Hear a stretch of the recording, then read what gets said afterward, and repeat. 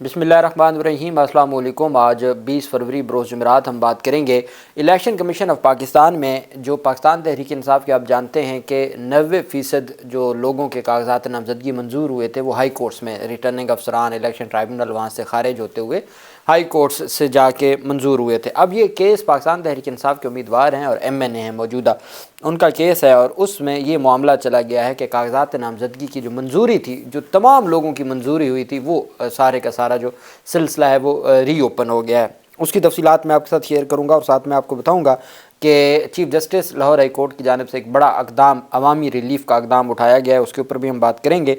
पहले एक बड़ी दिलखराश रिपोर्ट सामने आई है और वो ये है कि पंजाब में ख़वातीन के ख़िलाफ़ जो जराइम हैं किसी एक मुलज़िम को भी सज़ा नहीं मिल सकी।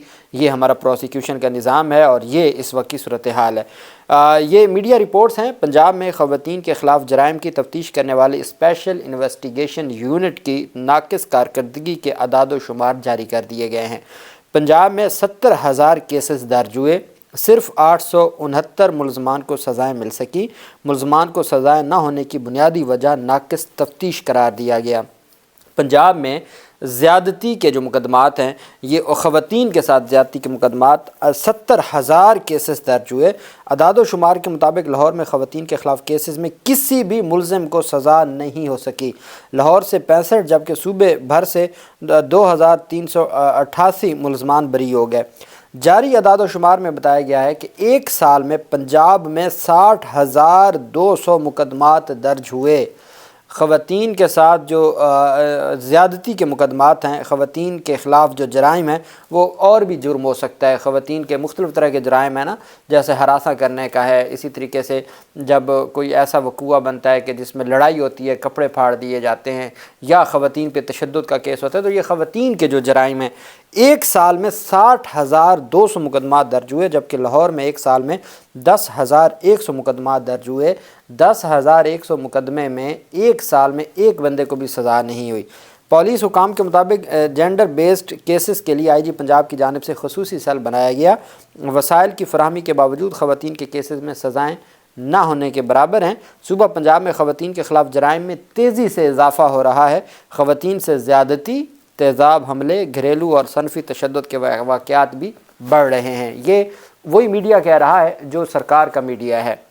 सरकार का मीडिया फिर भी कुछ डरे सहमे अंदाज में बात करता है और आपने देखा होगा कल भी पीक एक्ट के तहत वज़ीर आला पंजाब की जो तौहीन है उस पर 3-4 मुकदमा दर्ज किए गए हैं। तो अब तो सूरत हाल ये है कि ये हमारा एक निज़ाम है और इस तरीके से चीज़ों को आगे बढ़ाया जाता है। सबसे अहम चीज़ ये है कि ये मीडिया बता रहा है, वो जो सरकारी मीडिया है, आप अंदाज़ा लगाएं असल हालात क्या होंगे जब सरकारी मीडिया इस हद तक बता रहा है। और ये पंजाब की सूरत हाल है और फिर कहा जाता है कि मुल्क में गवर्नेंस सिस्टम बेहतर हो रहा है, मुल्क तरक्की कर रहा है। फिर हमें ज़बरदस्ती इस बात पे, एक तो ये है ना कि ये बताना कि तरक्की कर रहा है, फिर वो डंडे के ज़ोर पे उसको मनवाने का भी कहा जाता है, मानो तरक्की हो रही है। मानते हैं जी।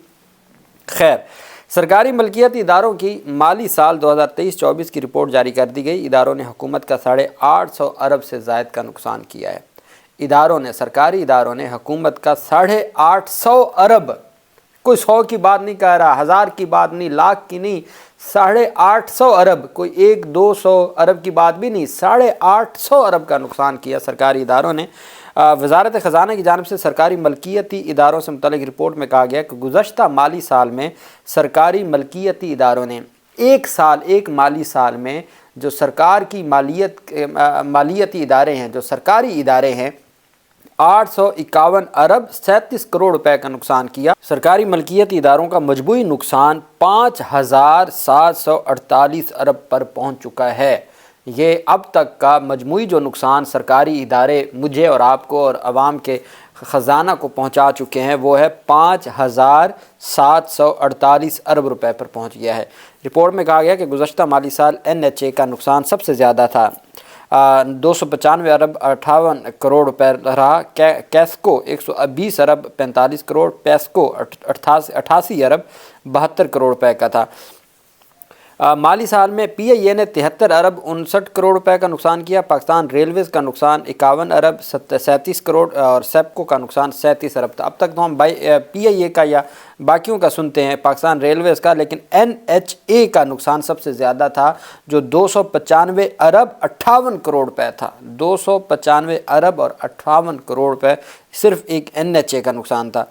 रिपोर्ट के मुताबिक लेस्को 34 अरब 19 करोड़, स्टील मिल्स ने 31 अरब 19 करोड़, जेस्को ने 22 अरब 20 करोड़ रुपए, आइस्को 15 अरब 80 करोड़, पाकिस्तान पोस्ट ऑफिस ने 13 अरब 43 करोड़ रुपए का नुकसान दिया। वो पाकिस्तान पोस्ट ऑफिस जो मुनाफा में आ गया था, वो पिछले माली साल में 13 अरब 43 करोड़ रुपए का नुकसान हुआ। सरकारी मलकियती इदारों की रिपोर्ट में बताया गया कि गुज़श्ता माली साल सालाना बुनियादों पर सरकारी इदारों के नुकसानात में 14% कमी हुई। गुज़श्ता साल सरकारी मलकियत इदारों का मुनाफा 820 अरब रुपए रहा। सालाना बुनियादों पर सरकारी मलकियत इदारों के मुनाफा में 14.61 रुपये फ़ीसद हुआ। रिपोर्ट में कहा गया कि गुज़श्ता माली साल में OGDCL का मुनाफा सबसे ज़्यादा रहा, 209 अरब रुपए रहा। PPL 115 और 40 करोड़, नेशनल पार्क मैनेजमेंट का मुनाफा 76 अरब रुपए रहा। ये वज़ारत ख़ज़ाना की जानिब से रिपोर्ट जारी की गई और जिसमें ये तमाम तफसीलात दी गई हैं। Chief justice Lahore high court आलिया नीलम साहबा की जानिब से एक बड़ा फ़ैसला किया गया है और वो वीडियो लिंक के ज़रिए पंजाब के लोगों को इंसाफ देना है और ये एक बड़ा अवामी रिलीफ है chief justice Lahore high court का। Chief justice Lahore high court ने साइलिन और वकला से किया गया जो वादा था कि मैं वीडियो लिंक के ज़रिए पूरे पंजाब में जाल बिछा दूंगी और आपको रहीम यार खान से लाहौर या बहावलपुर नहीं जाना पड़ेगा, बल्कि आपको आपके ही घर इंसाफ मिलेगा। उसकी क्या मिसाल है? Lahore high court Bahawalpur bench में मुकदमात की बजरिया वीडियो लिंक समाअत का आगाज़ कर दिया। बहावलपुर बेंच में जजेस बैठे हैं, डिवीज़न बेंच बैठा है और जो साइलिन है वो रहीम यार खान के हैं या वो बहावल नगर के हैं, वो वहाँ की जो मुतलका सेशन अदालत है वहाँ से वीडियो लिंक के ज़रिए अदालतों में अपने दलाइल दे रहे हैं और उनको बहावलपुर नहीं आना पड़ रहा। और इसी तरीके से बाकी शहरों में जस्टिस तारिक सलीम शेख और जस्टिस तारिक नदीम पर मुश्तमिल 2 रुकनी बेंच ने रहीम यार खान और बहावल नगर के केसेस की समाअत वीडियो लिंक पर करके सैकड़ों मील दूर बैठे साइलिन को इंसाफ की फराहमी यकीनी बनाई। चीफ जस्टिस आलिया नीलम ने करार दिया कि इंफॉर्मेशन टेक्नोलॉजी के जरिए अदालती निज़ाम के मजमूई काम को बेहतर बनाया जा रहा है और अब बर वक्त इंसाफ की यकीनी फराहमी के उस तारीखी अक़दाम से दूर अफ्तादा इलाकों से ताल्लुक़ रखने वाले वकला और साइलिन सैकड़ों किलोमीटर की मुसाफत के बजाय वीडियो लिंक समाअत के ज़रिए अपने केसेस की पैरवी कर सकेंगे। Lahore high court Bahawalpur bench में जस्टिस तारिक सलीम शेख और जस्टिस तारिक नदीम ने बजरिया वीडियो लिंक रहीम यार खान के ज़ेर इल्तवा मुकदमात जो सरकारी केस थे FIR के अखलाक अहमद बनाम सरकार, मोहम्मद अफजाल बनाम सरकार, मोहम्मद मुजम्मल बनाम सरकार और इस तरह पूरी तफसील दी गई। वीडियो लिंक समाअत से बहावल नगर और रहीम यार खान अजला से सफरी और मौसमियाती दुश्वारियों के बावजूद जो सैकड़ों किलोमीटर का सफ़र तय करके बहावलपुर बेंच आने वाले वकला और साइलिन ना सिर्फ मुस्तफ़ीद होंगे बल्कि साइलिन को दहलीज़ पर बर वक्त इंसाफ भी मुयसर होगा। Lahore high court Bahawalpur bench में मुसद्दका नकूल के हसूल के लिए SMS अलर्ट का भी आगाज़ कर दिया गया है और साइलिन अब SMS के ज़रिए अदालती अहकामात और मुकदमात की मुसद्दका नकूल घर बैठे हासिल कर लेंगे। और वकला का ये कहना है कि ये एक बड़ा अच्छा फ़ैसला है और इससे आइन और कानून की जो बालादस्ती है, जो अदालतों की ज़िम्मेदारी है, अदालतें अपनी ज़िम्मेदारी पूरी करने में कामयाब हो जाएंगी जब लोगों को उनके घर पर, अब यहाँ पे लाहौर हाई कोर्ट में केस होता है और अगर कोई गुजरात से आता है या किसी और शहर से आता है तो उसको इतनी दूर नहीं आना पड़ेगा बल्कि वहीं पे अपनी जो अदालत है वहाँ से वीडियो लिंक के ज़रिए वो अपना वकील पेश कर सकता है। दूसरी तरफ जो एक बड़ी पेशरफ सामने आई, पाकिस्तान तहरीक इंसाफ के MNA हैं जमशेद दस्ती, उनकी नाअहली का एक केस है इलेक्शन कमीशन ऑफ पाकिस्तान में जहां पे ये सारा मामला खुला है। इलेक्शन कमीशन ऑफ पाकिस्तान में जमशेद दस्ती नाअहली केस में इलेक्शन कमीशन ने हाई कोर्ट की अख्तियारात पर फैसला उठा दिया।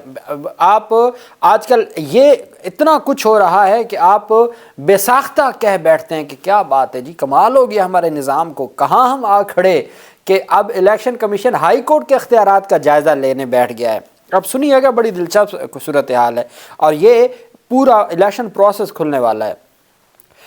रुकन कौमी असम्बली जमशेद दस्ती की नाअहली से मुतल्लिक़ दरखास्तों पर मेंबर सिंध इलेक्शन जो अब जिनका टेन्योर मुकम्मल हो चुका है, نثار درانی، ان کے ساتھ خیبر پختونخوا کا جو ممبر ہے اور ان کے ساتھ بلوچستان کا، یہ 3 رکنی بینچ ہے نثار درانی کی سربراہی میں۔ سماعت کے دوران درخواست گزار امیر اکبر اور ذوالفقار ڈوگر اپنے وکلاء کے ہمراہ الیکشن کمیشن میں پیش ہوئے، تاہم جمشید دستی کی جانب سے کوئی الیکشن کمیشن میں پیش نہ ہوا۔ سماعت کے دوران ممبر خیبر پختونخوا نے سوال اٹھاتے ہوئے کہا کہ ریٹرننگ افسر نے جب جمشید دستی کے کاغذات نامزدگی مسترد کر دیے تو وہ الیکشن کیسے لڑا؟ وہ یہ کہنا چاہتے ہیں کہ جب ریٹرننگ افسر نے کاغذات نامزدگی مسترد کر دیے تھے تو بس ختم۔ اب اگر ریٹرننگ افسران کے کاغذات نامزدگی مسترد ہونے کو ہی ہم فائنل سمجھ لیں تو پھر پاکستان تحریک انصاف کے جو 90% ممبران الیکشن لڑیں وہ سارے فارغ ہو جاتے ہیں۔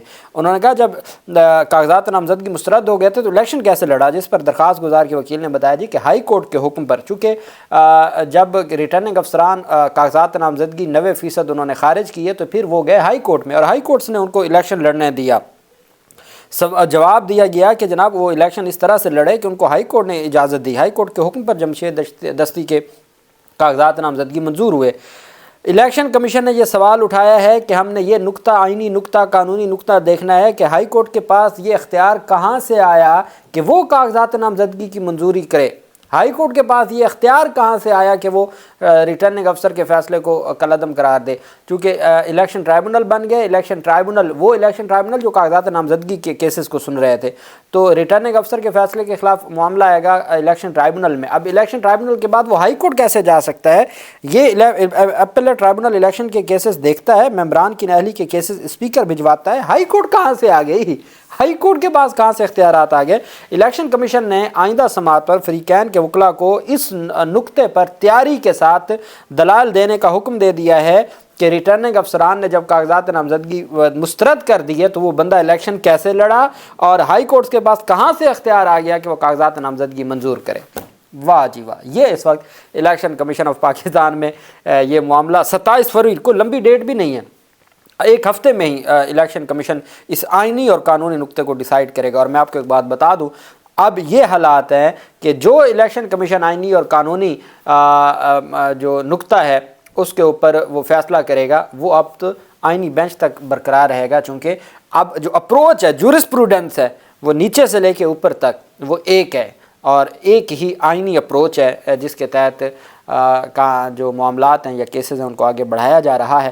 ہم کیا کیا دیکھ رہے ہیں اور ابھی کیا کیا دیکھیں گے، اور جب تک یہ سسٹم ایکسپوز نہ ہوتا تو میں نہیں سمجھتا کہ ریفارمز آ سکتی تھیں۔